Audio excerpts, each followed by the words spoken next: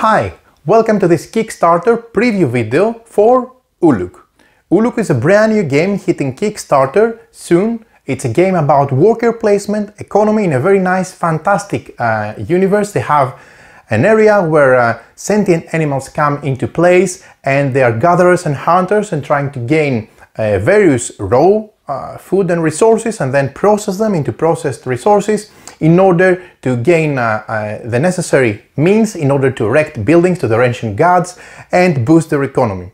This game has an extremely easy set of rules, but yet it has a lot of depth and a lot of high player interaction and satisfaction, I would say. The main aspects of the game involve, as I said, worker placement, where players send their tribers, their tokens, into the various locations on the board to either help in the construction of the different monuments, which are standees or amazing minis in the deluxe version, as you'll see. Then they can also gain raw materials by hunting and gathering resources, and then there is a huge part of processing those materials into different types of processed materials. Those are delicious things that they look so lovely, and I'm really having a big appetite just seeing the player board with all these fantastic and I don't know, futuristic type of food that you can process on something different, like uluk, pickled uluk and stuff like that. The game is very simple and has a very nice flow. It focuses on the economy of the players because they have to both gather raw resources and use their processing phase, where you have to send your tokens there to participate in the processing process to process specific resources to the next step and the next tier, etc. The game builds on the basic worker placement, but then evolves around a very nice, easy to follow, but very interesting and deep economic system that has on the processing of the different boards, the different resources. The game is played over 6 rounds. It lasts around from 45 to 90 minutes. It plays from 1 to 4 players. It also has a solo mode. And throughout each of those 6 seasons, six rounds essentially, the players are trying to get the most happiness points, the most victory points, by either contributing to the monuments for the gods, or by getting set collections and different things from the board themselves. So the important thing is that each season is divided into 6 phases. You have the Errand Phase, where you send your tribers around the board on the various locations one by one, so that you can try to pick what you want and plan ahead. The second phase is the Harvest Phase, where players gather resources, raw resources from the 6 raw type of resources of the game and take the tokens on the player board. Then we have the processing phase, so you have to manipulate and manage your board with what you have on your board and process raw materials to processed materials. And the game uses, I really like the fact that it uses universal food tokens, and depending on which pot of your player board you place those universal food tokens, they can either be a raw material, raw uluk, or a pickled uluk, for example, if you have already processed it because you moved it. There are different types of conversion rates and perks and benefits, so you have to think ahead as well. So this is the second phase where you process. Then you have your third phase. In your third phase, you have to feed. It's the Errand Phase, the Harvest Phase, and then it's a Process Phase, which is the third. The fourth one is the Feeding Phase, where you have to feed your tribe. Keep in mind that they have to be happy, and if they are happy, they can also reproduce, and you can also gain more meeples and more tribers, and you can also gain, of course, more happiness points, so this is really important. And then you have the Ecology Phase of the system, where the system balances out the different harvest tracks. The harvest tracks are really nice because they're not just simple spots where you send and grab things. You have to really take a close look on the harvest tracker marker where it is, because you can benefit more or less from it depending on the number of players. And then of course after that, after you do the feeding phase, you go to the cleanup phase, which is you construct buildings if you have fulfilled all the space around the foundation, or you prepare for the next phase. The players can use invention cards, which they boost their production together with the different way that they have set up their mini economy on the board. And overall, this is a really fascinating, easy to go, with a nice flow game that really focuses on the worker placement and the management of your resources, with a fantastic scene. I really like the sentient animals, the different type of resources, I'm really looking forward to to taste in another multiverse or dimension Uluk or another Gobu or whatever the sentient animals are collecting. And overall it delivers a really fascinating gaming experience. I really enjoyed it. I loved it actually. I highly recommend it. So keep in mind to visit the link at the bottom of the description of this video for the Kickstarter campaign. It launches very soon, and follow the page of the Kickstarter of Uluk for more details and perks and things that they're going to unlock. And join me at the table. I'll show you how the game works in practice, describe all the phases of the game so you can really get to learn everything about Uluk, and then meet me at the end of this video for some final thoughts and a wrap up.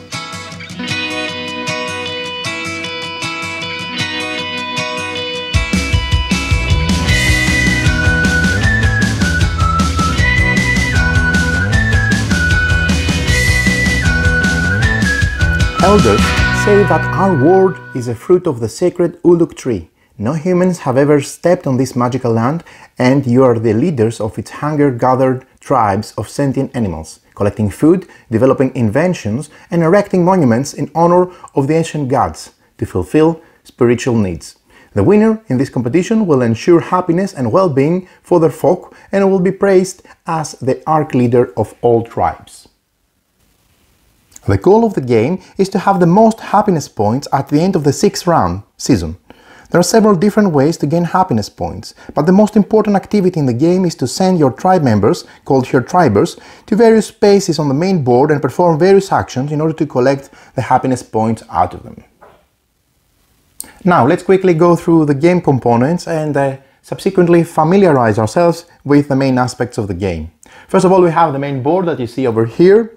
This is the main board of the game. We have 4 tribe boards. These are asymmetrical because they have different starting resources boxes, actually tech trees, leading from one type of resource and food to the processed resource / food, etc. So there are differentiations in each of those boards, making them unique. And I have already used 2 of the 4 on the table to set them up, and I'm going to use them in this explanation, but this is set up for a 4-player game, as you're going to see later on. There are 4 alternative harvest track tiles, and these are used only for solo and 2-player games. These are these tiles that they go on top of those locations, on some of those locations, in order to balance the game for the 2-player game and a solo game. And there is also solo mode cards that go together with the solo mode. We have 36 tribers, which are the pawns of the players in 4 different colors. You can see them there. Of course, this is a prototype, even though it's a very great prototype with some amazing monuments, as you're going to see later on. Still, it's a prototype, so these are not the final form. From the rulebook, I can see that they look even much better with special printing on them and different shapes and sizes to differentiate the different tribes. But anyway, you have 36 of those in total in 4 different colors. Then you have 6 yellow wooden harvest markers. These are these markers that are used to be placed on the harvest trucks. These are the harvest trucks, which play a vital role in the game, as we're going to explain later on. We have also 60 yellow cardboard resource tokens, which are those that you see here. The game has a very nice system because it uses this generic resource tokens, and depending on the location on your player board where these are placed, you can have either this type of raw material or the processed one or the processed one, etc. So this is a really nice system because it doesn't use different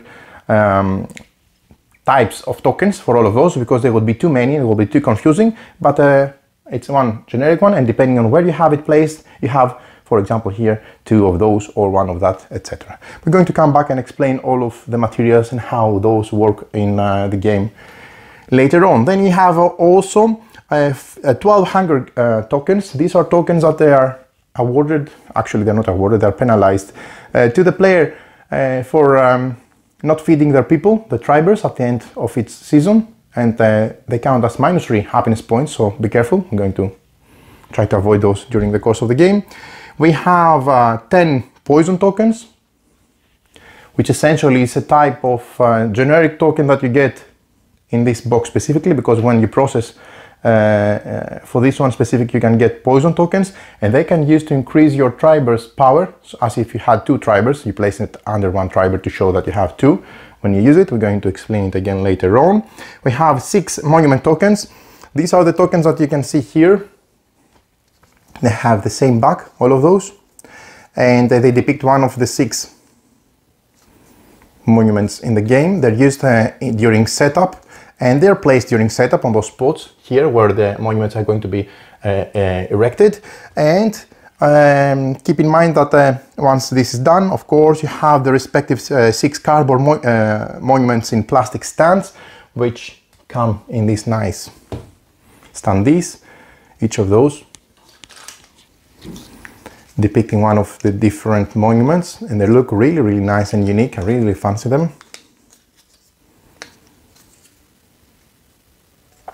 But most importantly, I think this would be part of the deluxe version, if I'm not mistaken. We're going to see it during the campaign. It's launching soon. You're going to get those nice minis for placing them here once you have erected the different monuments, and they look amazing. I mean, these are screaming paint me. Even though I don't paint minis myself, I'm not capable, I can imagine that the game would look amazing with those being painted. And they're very unique, and they're very different, both spatially how they look in 3D, but also in terms of looks. Then you have a first player marker, which is this one, which can be used also for the solo mode. I think it will be two-sided, double-sided, with one-sided for the freeloaders, which are the AI of the game for the solo mode. And we have also 4 happiness markers. Essentially, these are the player colors markers for marking the victory points, which are measured in happiness that they can provide to their tribes out of the course of their actions throughout the game. They start on the track here, and the track goes around the board, so you count your victory points / happiness points there. Next, there are 30 invention cards. This is the back of the invention cards. I have already laid out 4 for a 4-player game. These are how they look. These are really nice perks, inventions that you can use once you get them through the course of the game, in order to be able to have flexibility in processing and converting materials and food to different types. Please note that they have different markings on the top left corner of the card for set collection at the end of the game for additional victory points. They look really nice. So you shuffle them and you put them there, allowing area for discard and display as well. Then we have 4 feast cards. The feast cards are cards that they are like, one would say, VPs for the end. So these are hidden through the course of the game. Each player gets 1, and at the end of the game, for each, if you have 1 pair of those resources, you gain 6 victory points, for example. If you have 2 pairs exactly, you gain 9 victory points, happiness points I should be saying.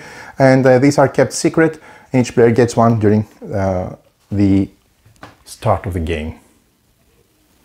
Now let's focus on the main board and the various aspects and areas of the main board.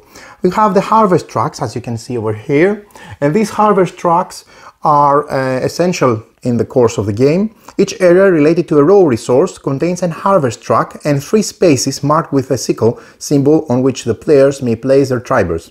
These spots are over there where you place your tribers. Essentially, once you're taking an action, you're going to place it here, here, or here on the various spaces with a sickle symbol. Each such space may only contain 1 triber, but the harvest track itself, it's the one that's vertical, as you can see over there, and it's used in the ecology of the game, as we're going to see later on. Below each such harvest track, you can see the resource processing box. Resource processing box looks like that, and you have each one below the respective column. Below the spaces marked with a sickle, there are resource processing spaces marked with symbols of processed resources that may be obtained from a particular raw resource. These spaces have no triber limit. That means that here you can place any number of meeples you wish, either your own color or from different players. A bit further below you have the village, spaces in the bottom part of the main board where the players can also place their tribers, workshop, shaman's hut actually, and of course you have the temple. The spaces for the tribers respectively are below, so you have the workshop with the space for unlimited number of tribers. You have the shaman's hut with only a single spot for a single triber, and then respectively you have the temple with unlimited number of tribers. As I mentioned earlier, the happiness track runs around the board.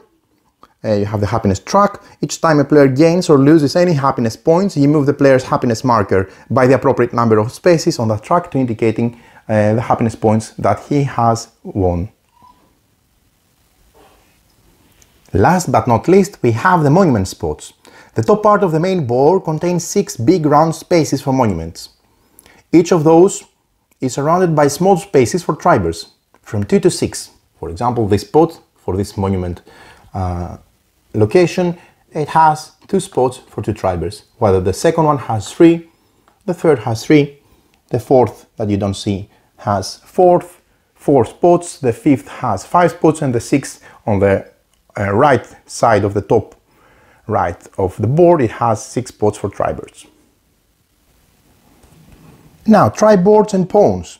Each tribe board is slightly different, which reflects differences in culture and technology of particular tribes.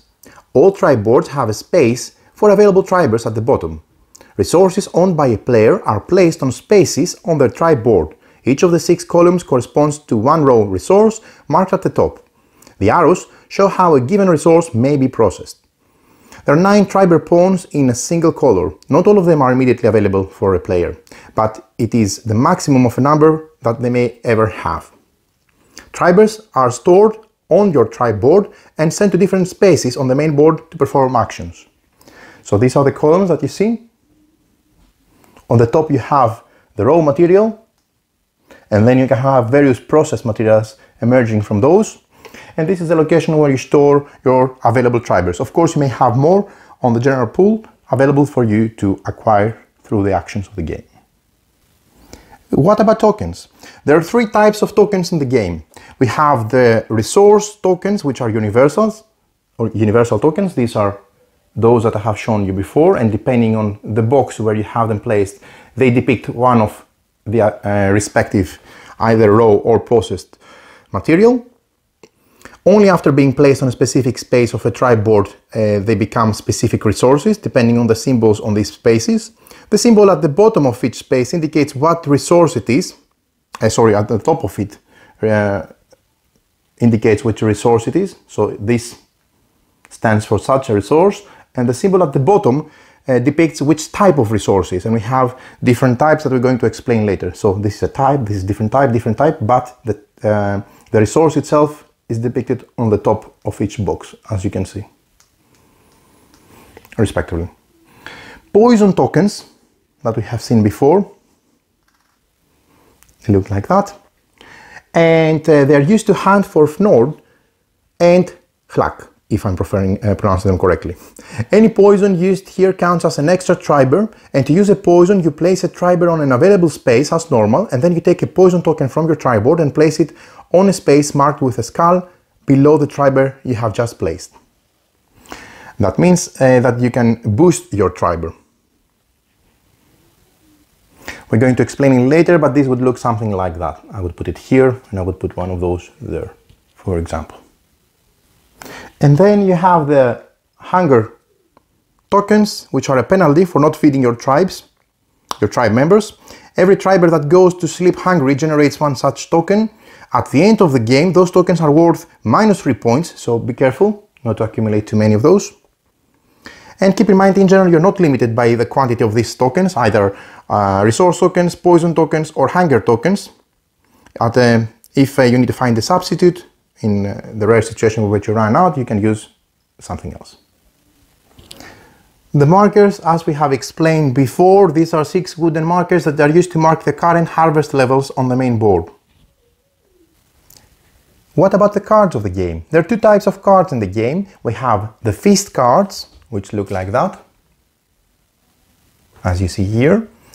The feast cards indicate a special requirement to gain extra happiness points at the end of the game. So you receive one such card at the beginning of the game during setup, and depending on the pair of resources depicted in the box, you can gain for one pair 6 happiness points, or for 2 pairs, specifically up to 2 pairs, 9 happiness points, but not more than that. These are hidden from the rest of the players during the course of the game. And there are also invention cards, which this is the back of the invention card, as I have shown you before, and this is how, for example, one invention card looks like. Invention cards help your tribers hunt, gather and process resources, and there are 3 types of invention cards. They grant you permanent bonuses until the end of the game, and you may not have more than 1 copy of the same invention ever in the course of the game. This breaks down simply in the set symbol that you can use for set collection. This is A symbol, for example. You can have B, C, E, etc. This is the image representing the invention itself. And here you can find the available single action to be chosen during the errand phase. Cards enabling free processing let you process a certain limited quantity, 1 or 2 pieces, of a resource in the processing phase without previously spending a triber on it. And there is a card providing resources, for example, that you have to send your pawn for gathering or hunting cards, and provide you with 1 extra piece of the resource, even if you send more than 1 triber to a given area. Here's an example. This type of cards grant you 1 resource even if you gain 0 resource during harvest. And you have cards granting extra points that are activated when you perform 1 or 2 actions. When, for example, you move your triber from the shaman's hut, or when, for example, you use a holiday substance during celebration. Now, a quick look on the resources themselves. Let's look on the player board. The central part of the main board contains 6 areas corresponding to 6 basic raw resources available in the game. And these are the sacred fruit, Uluk, the hard bulb, Gobu, the poisonous mushroom, Tlon, the nutritious larva, Zork, the flying fish, Fnord, and the oinking mammal, Hlak. All these are raw resources, as you see in the front row, in the top row of the player board. Tribe boards show how raw resources can be processed into new ones with the materials below. And let's focus on this player board. Again, you have the raw materials, the raw food at the top, as you can see. And then, for example, you focus on Uluk. You can have boiled Uluk. Out of Uluk, you get boiled Uluk, or you can have fermented Uluk. You can have from hard bulb Mgobu, you can have ground Mgobu, or you can have, for example, pickled Uluk, which you don't see on this player board, but you can see on a different player board that I have already used for setup, so I'm just not going to mess it up now. So there you have it. You can see that all of those different type of resources, the raw resources can be processed on various processed resources that they have, of course, their perks like smoked Hlak, roasted Hlak, fermented Zork, Tlon brew, baked Mogobu, pickled Uluk, fermented Uluk, as I said, etc. And you can have dry Zork and all sorts of delicious things, which I really now wish that they were real food so that we could try them. Most importantly, now you can focus on the types of resources. As I mentioned, on the top you can see the icon, and on the bottom, on the box, you can see the type of the resource. Now you can have these orange symbols, a fork in an orange circle. This stands for food. This resource is considered food and may be used to feed your tribers, if you're taking it from this box or that box. Then you can have, for example, treat, like this one. These are the crossed forks that you see in those green circles. So this is a treat and this is a treat. This resource is considered food and it brings you 1 happiness points if eaten. So in addition to be used to feed your tribers, it generates 1 additional happiness points, so they're treats. You can have also perishable food, like those red circles with the sun timer that you see here. This resource is considered food, but it is perishable. It must be removed from the tribe board back to the pool at the end of the season, so it only lasts one season. And then you can have the holiday substance.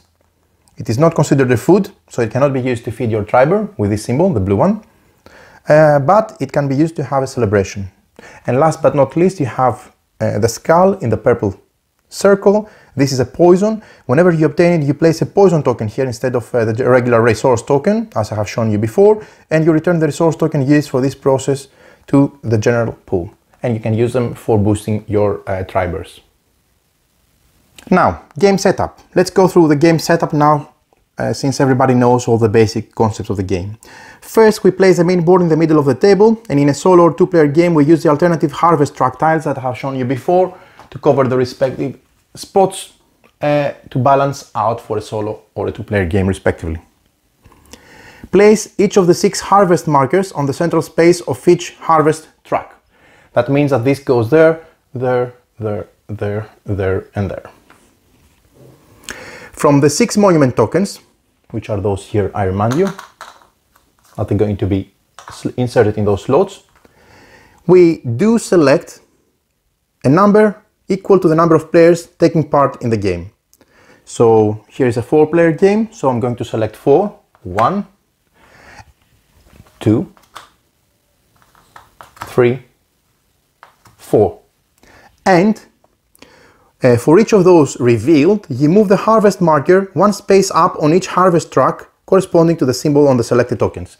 So for example, this one will push this one level up, this one will push this one level up, this one will push this one level up, and this will push this one level up. Then you shuffle all monument tokens again, face down of course, and once shuffled, you place them face down on the spaces of the top part of the main board. One randomly selected token would be placed on each big round space. So this would be something like that. Keep in mind that you don't reveal them at this point. You just place them face down. You only use them as part of the setup. Then we shuffle the invention cards and feast cards respectively. And we place them separately, of course, and we place them face down next to the main board, and we allow some table space for the invention discard pile. We give one random selected tribe board to each player. In a game of fewer than 4 players, we put the remaining boards, of course, back into the box, but we don't use them in our gameplay. And we also take one feast card. Each player takes one feast card. You can look at them, keep it secret. This is your chance to gain additional happiness points at the end of the game, but keep it face down next to your player board through the course of the game. We place all happiness markers corresponding to the player's tribe boards on space 0 on the happiness track around the board. And then we place triber pawns in the corresponding color of the on the space of the bottom of the player, depending on the number of players. So here, if we're playing a 2-player game, we use 6 starting for each player. If we play a 3-player game, we use 5, and if we play a 4-player game, we use 4.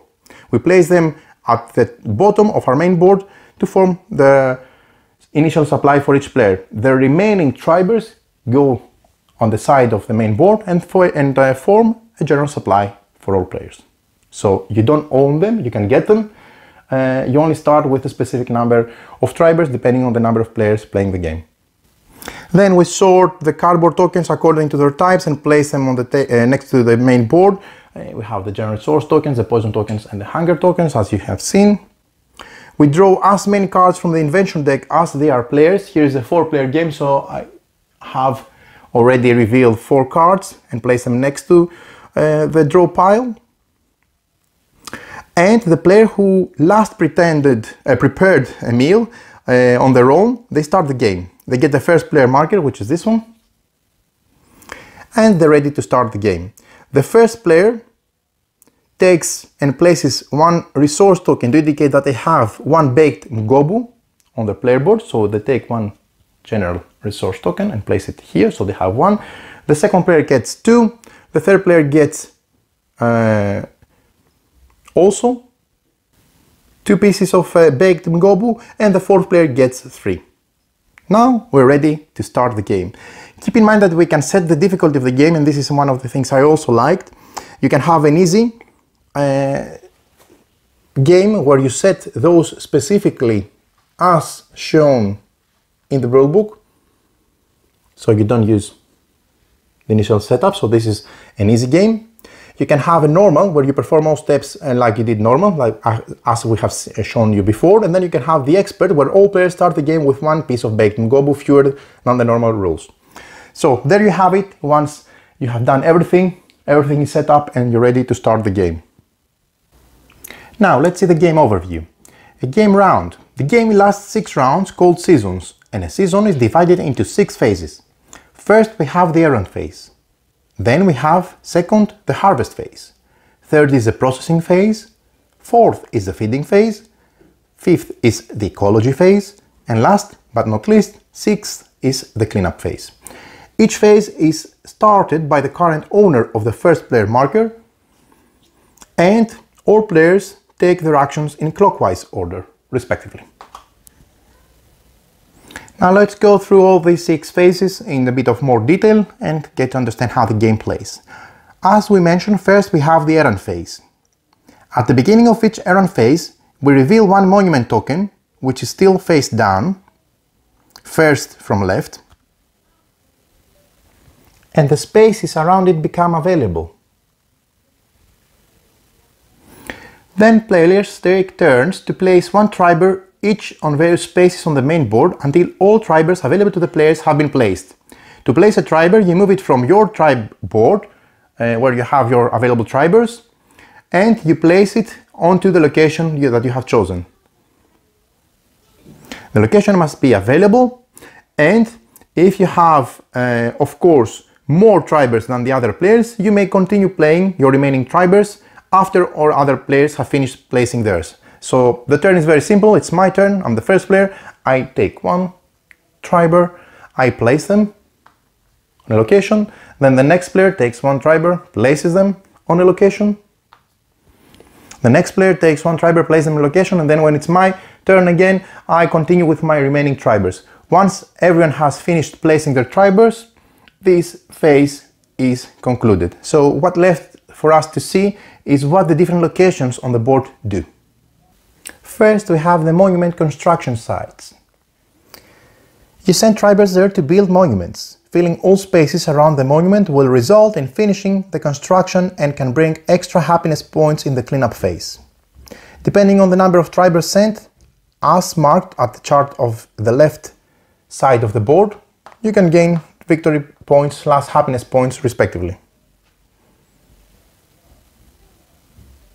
We will explain how this works and what happens if it's not all the spots around the monument filled, or what happens when it does and you get the monument constructed, etc. We're going to see all these details, but for the moment, at this phase of the Errand Phase, you just send them on the different locations, and the ones that they are free are on available construction sites. You can use them to send your tribers. Then you have hunting and gathering areas. Spaces marked with a sickle symbol are related to hunting and gathering resources. Below each harvest track there are 3 such spaces corresponding to a particular raw resource. Each such space may only contain 1 triber. The number position on the marker on the harvest track determines the available quantity of the given resource. We're going to explain this during the harvest phase, how these numbers work, but for the moment keep in mind that this is the only time where you can place also poison markers on the respective locations that they allow it. Not these ones, these ones. But in any case, all harvest and gathering locations work the same. You send tribers in order to enable yourself for the next phases where you collect. Processing spaces. Below the space marked with a sickle, there are spaces related to processing a given resource, marked with the symbols of processed resources that may be obtained from the given raw resource itself. These spaces have no triber limit. You can have as many as you wish on these boxes. Tribers placed on these spaces will let you process the resources stored on your tribe board, and we can explain this later on the processing phase. But if you want raw resources being processed, this is the place to have them on for the respective processing method. Then let's move at the bottom part of the game board. We have the workshop. If you place a triber on the workshop space over there, immediately you take one of the available invention cards and place it next to your tribe board. This space has no triber limit, and you can have as many as you wish. Once you do that, you select one of the inventions that we have seen before from the display, and you take them next to your player board. You can have the shaman's hat, which has a single space for a single triber. If you place a triber on the shaman's hat, you immediately gain 1 happiness point, and additionally, when all players have placed all the tribers on the main board, you may move your triber and place it to another available space. The shaman hat has only 1 triber capacity. And then you have the temple. If you place a triber on the temple space, you immediately gain 2 happiness points. And this is a space again which has no limitation. You can have as many as you wish there. So you place it and you gain 2 happiness points. Second phase is the harvest phase. During the harvest phase, players receive the raw resources gathered by the tribers. The random resource tokens in the general pool next to the main board are universal. Only after being placed on specific spaces on the tribe board, they do become specific resources, either raw or processed. Uluk, Mgobu, holiday substance, etc. To mark the quantity of the resources obtained, take as many tokens, these are the tokens I remind you, from the general supply as needed, and place them on the specific spaces of your tribe board. 1 resource token means 1 piece of given resource.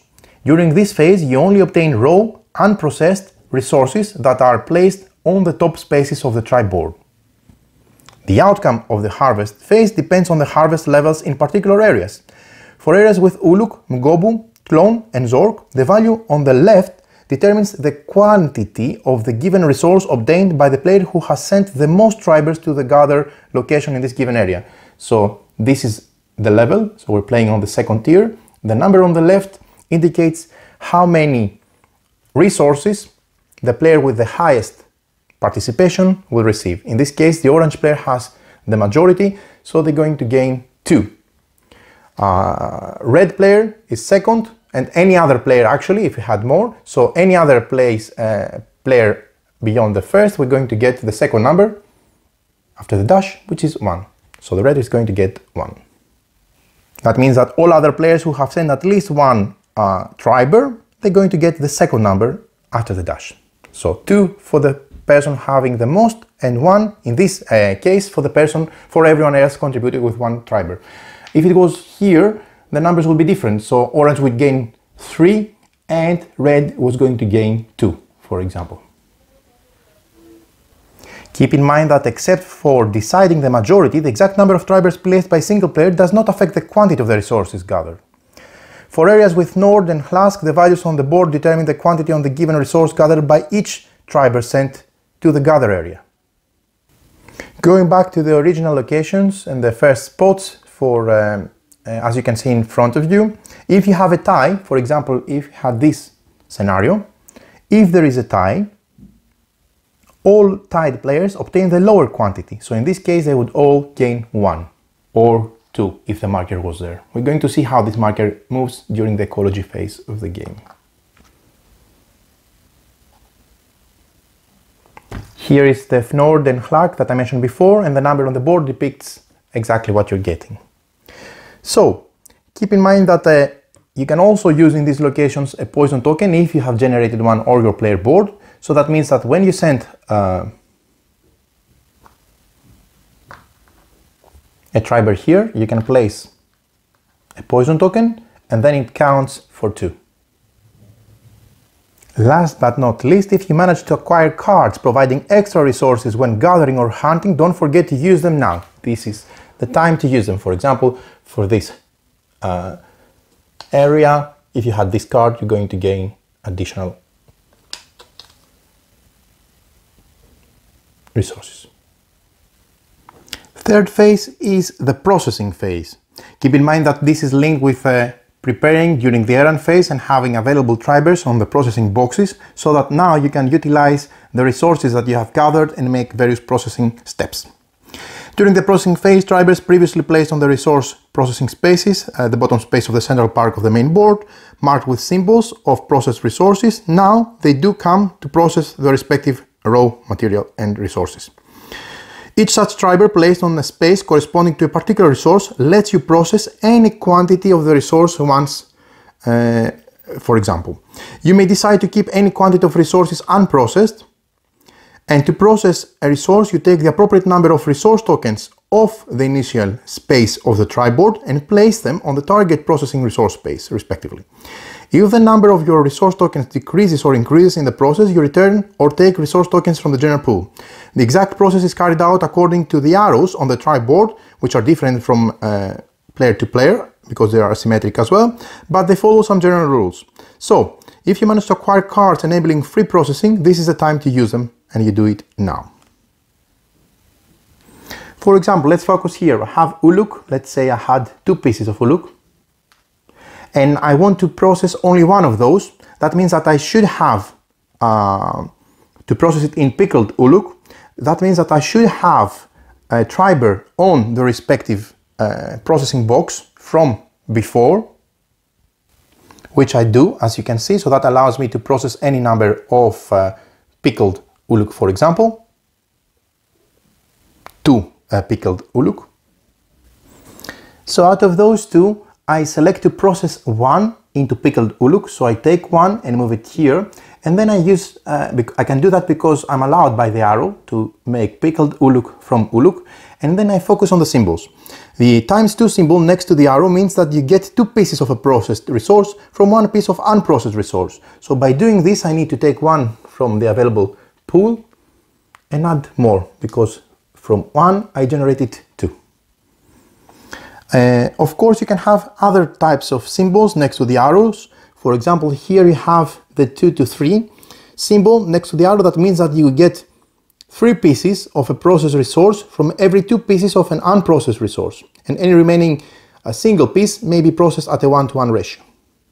So here I would take 2 and generate 3. No symbol next to an arrow allows me to process with a 1-to-1 ratio normally. So that means, for example, let's say here I have 5 pieces of ngobu and I want to process them to the processed material of the respective ground ngobu. That means I can take all 5 of them, or less if I wanted to, on a 1-to-1 ratio and convert them to the ground ngobu. Also, you can have a +1 or ± symbol next to an arrow, like in this case. So such a symbol lets you process any quantity of the resource you obtain, but you obtain 1 piece more if it has +1 or less if it has -1 from the processed resource. So here, for example, it has -1. That means that if I choose to process 3, I would gain 2 instead because I have to remove 1. Then let's focus on processing into different resources at the same time. Of course, you can do that, like here, because you have 2 arrows starting from a raw material. That means that I can process both to this and that type of resource. So, from poisonous mushroom tlon, I can have both roasted tlon and tlon brew, as long as I have enough to fulfill the numbers and the symbols next to the arrows, because both of them connect with arrows, as you can see. One last note is, of course, the tlon, which we need to process into poison. So this is a poisonous mushroom. Whenever you obtain any quantity of tlon brew as a result of the process that we described before, you do not put a regular token. So let's say here from 1 piece I would gain normally 2 here because it has 2 times symbol. But when I make the brew, specifically for the brew, instead of using those generic tokens, I take poison tokens. So I generate, this is the only location where I generate poison tokens on my board. Poison tokens are placed there instead of general resource tokens for the brew. And you return the resource token spent to the general pool. Then you take the number of appropriate poison tokens and place them on their respective location. So there you have it. Now you know everything about processing. Fourth phase is the feeding phase. During the feeding phase, players spend their previously obtained resources on feeding their tribers. First of all, each triber eats one piece of any chosen food available on your tribe board. You must feed your tribers if you have any food available on your tribe board. And you remember that the resources with no symbols on their spaces on the tribe board are not food. For each unfed triber, you must take one hunger token that unfortunately it generates -3 happiness points at the end of the game. So be aware, because this really can be a pain. If you have managed to feed all your tribers, you gain 1 happiness point in addition. You may also reproduce tribers and have a celebration. If you have fed your tribers with treats, remember to add 1 happiness point for each consumed piece. Here is when reproduction happens. If you have managed to feed all your tribers, you may spend extra food to reproduce them. For every 2 pieces of any food spent, you get 1 new triber from the general pool and you place the triber pawns on the bottom space of your tribe board. They will be available for you for the next season on. So, for example, I can use 1 of these and 1 of that, or 2 of those. So for every 2 pieces of food spent, this is a food icon and this is a food icon. So I can generate 1 more triber and make it available for me for the next season moving forward. Then you can also have celebration. To have a celebration, you must, and you can see here, to have a celebration you must have fed all your tribers before, and then you spend 1 piece of any food and 1 piece of holiday substance, and you take the token spent off your tribe board and return them to the general pool. Having a celebration brings you 6 happiness points, and you may spend a poison token instead of food, but then you gain 3 happiness points instead. So here is a reminder that with 2 food you can reproduce, and then you can have a celebration. You must have previously fed all your tribers, and then you can spend 1 piece of any food and 1 piece of holiday substance. This is the blue. So I need to add 1 of those. Now I don't have, so I cannot have a celebration. But if I had 1, then I could spend, for example, 1 of these, plus let's say 1 of that, and then I would fulfill this and I would gain 6 happiness points on the track. If I don't have any food, I can use poison instead, but then I only get 3 happiness points. And keep in mind, for every 1 triber that you haven't fed, of course, you gain 1 hunger token. And 1 player may only have 1 celebration during a single season. Keep in mind that you add 1 extra happiness point if you use the treat. So whenever you use a treat to feed or for a celebration, for example, so let's say again, I had 1 celebration token and I used 1 treat plus 1 celebration, I can have the celebration and then 1 plus 1. I gain 1 more happiness, so 6 plus 1 because I used 1 treat, 7 in total. As I mentioned, treats are a special type of food, and when spent on feeding your tribers or having celebration, they bring you 1 happiness point per piece spent, and you may decide to spend any extra quantity of treats to just gain happiness points instead. You have also perishable foods with this symbol, like this one, for example. At the end of the feeding phase, which is now, all unused perishable resources marked with a sunglass symbol in a red circle perish and must be taken off the tribe boards and returned to the general pool. So I should have done something with it. For example, here it would be simple. I should have converted it in like that. But let's say if I had 1 here, or if I had something like that, if I don't use it, I will return it to the supply and I will lose it because it's red with a sunglass and it's perishable. Next is the ecology phase. During the ecology phase, harvest levels of a particular resources change. So let's say, for example, we have this case here, and we have, after all these phases, we move to the ecology phase. This happens in 2 steps. First, you move the harvest markers of each harvest track depending on the number of tribers placed on the spaces marked with a sickle corresponding to each resource, so the spaces below. If no triber has been sent to gather a given resource, the harvest levels of this resource increase by 1. So here, for example, and here, no triber has been sent, that means that those harvest levels would be increased by 1. If exactly 1 triber has been sent to gather the resource, the harvest levels remain the same. So here they would still be here, stay there. Or if it started there, no increase would be done because a single one was sent for this space. If its starting point is here, okay? Now it was here, so it stays there.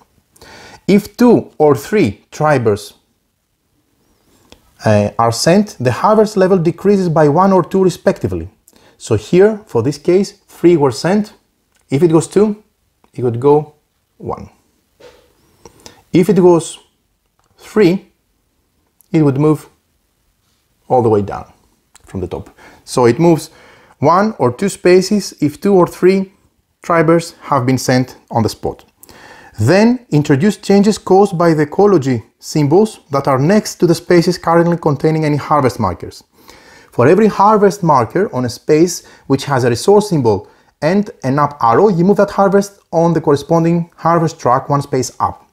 That means that during this process, this marker ended here. That means that the larva, which is here, needs to go 1 level up because it shows here. But let's say it wasn't there. Let's say it was here and it didn't move because it had 1. Now, by moving this all the way down, that forces us to increase the larva 1. That means that larva goes 1 up. These changes happen simultaneously and do not affect one another. And during this step, the harvest level of a single resource may increase by 2 if there are 2 different harvest markers on the spaces marking the increase of the harvest level of the same resource. The harvest levels may never be higher than the maximum position or lower than the lower position, and if for any reason the harvest should be higher or lower, it just stays there and nothing happens. The 6th phase is the cleanup phase. During the cleanup phase, you build monuments of the ancient gods and prepare for the next season. First, we have the monument building. So let's focus on this area over there. If at the beginning of the cleanup phase all spaces around a given monument are occupied by tribers, the monument has been built. The players who have sent their tribers to build this monument gain happiness points according to the chart on the main board, which is here. The number of happiness points gained depends on the number of tribers sent by each player. The player who has sent the most tribers to build the monument gets the monument token and places it next to the tribe board. So they achieve this and they get it. And they win it and they keep it next to the player board. Then you take the respective standee or miniature and you place it there to indicate that the monument has been built. And as I mentioned, the token goes to the player who has sent the most tribers. If no player has sent more tribers than any other player, the token is removed from the main board and no player receives it, but the monument is still considered built and placed on the foundation.